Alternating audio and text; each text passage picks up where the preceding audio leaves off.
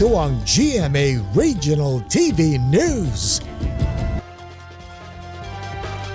Patay ang isang babaeng senior citizen matapos matrap sa nasusunog na bahay sa Lapu-Lapu, Cebu. Batay sa investigasyon, nagsimula ang apoy sa staff house kung saan nakatira ang biktima na isa ring person with disability. Bago mangyari ang sunog, naiwang mag-isa ang biktima dahil may pinuntahan ng kanyang anak. Naapula ang apoy 20 minuto matapos dumating ang mga bumbero. Tinatayang nasa 720,000 pesos ang pinsalang dulot ng insidente. Inaalam pa ang sanhi ng apoy. Nahaharap sa 4 hanggang 8 buwang pagkakakulong ang 17 Chinese na kinasuhan kaugnay sa natuklasang cybersex den sa Haro, Iloilo City. Kasunod yan ang hatol na guilty ng Iloilo City Regional Trial Court Branch 39. Agosto nang maghain sila ng guilty plea sa mga kaso nila gaya ng qualified human trafficking. Pinagmumulta rin sila ng tig 225,000 pesos bawat isa.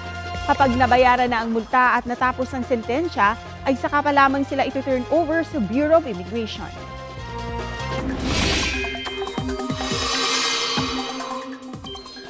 May bagong rainfall advisory ang Pag-asa sa ilang bahagi ng bansa.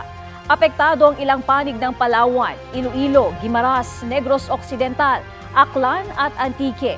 Yellow rainfall warning naman sa ilang bahagi ng Antique, Aklan, Occidental Mindoro at Palawan. Pinaalerto ang mga residente mula sa banta ng baha o landslide. Tatagal ang yellow rainfall warning at rainfall advisory hanggang alas 2 ng hapon.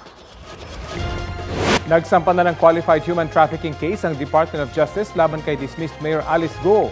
Sabi ng DOJ, kahapon nila ito inihain sa Pasig Regional Trial Court. Kabilang sa mga kinasuhan, ang itinuturong boss of all bosses na mga iligal na pogo sa bansa na si Huang Ziyang. Mula ito sa inihaing reklamo ng PAOK at PNP-CIDG noong Hunyo dahil sa koneksyon naman ni Guo sa iligal na pogo sa Bamban, Tarlac.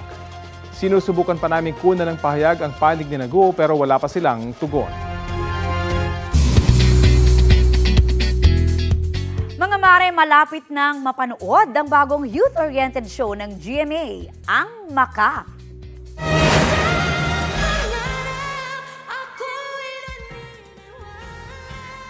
Trailer pa lang, kaabang-abang na ang mga eksena sa serye. Sa isinagawang media conference, present ang cast with pasabog na singing performance. Present din dyan si GMA Pictures Executive Vice President and GMA Public Affairs First Vice President Nessa Valdelion. Bibida sa serye sina Zephanie, Ashley Sarmiento, Marco Massa, Olive May, John Clifford, Dylan Menor, May Anbasa, Shanti at Sean Lucas. Pero hindi lang daw Gen Z stars ang present sa serye dahil reunion na rin daw ito ng mga kilalang teen stars noon gaya ni Tina Paner, Georgia Alihar, Charmaine Arnaiz, Maricar de Mesa at Romnick Sarmenta. Mapapanood ang Maka tuwing Sabado simula sa September 21, 4:45 p.m. sa GMA. Pinalawig ng Commission on Elections o COMELEC ang deadline sa online filing ng mga application for reactivation ng mga nais makaboto sa papalapit na eleksyon. Ayon sa komisyon, nananatili kasing malaki ang bilang ng mga deactivated na botante o yung mga registered voter pero bigong makaboto sa dalawang magkasunod na halalan. Kaya sila pansamantalang pinawalang bisa na makaboto. Nitong September 7 ang orihinal na deadline ng online filing pero inusog na ito hanggang sa September 25. Maaring gawin ang online filing sa pamamagitan ng official email address ng Offices of Election Officer na makikita sa official COMELEC website.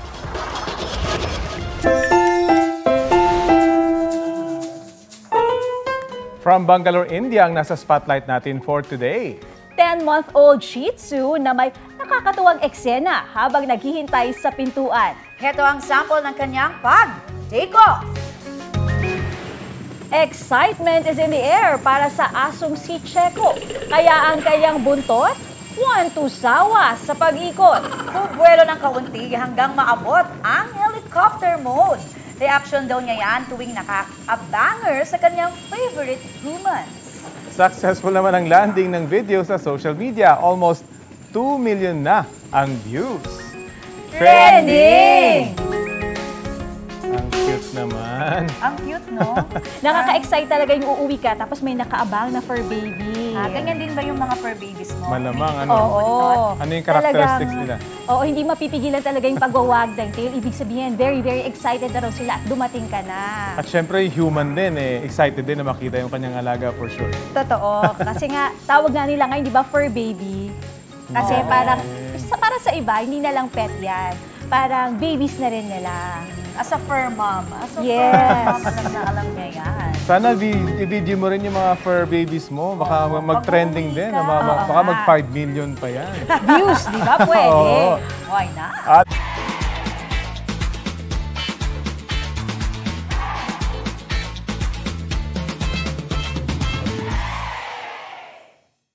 Kapuso, alamin ang maiinit na balita. Bisitahin at mag-subscribe sa GMA Integrated News sa YouTube.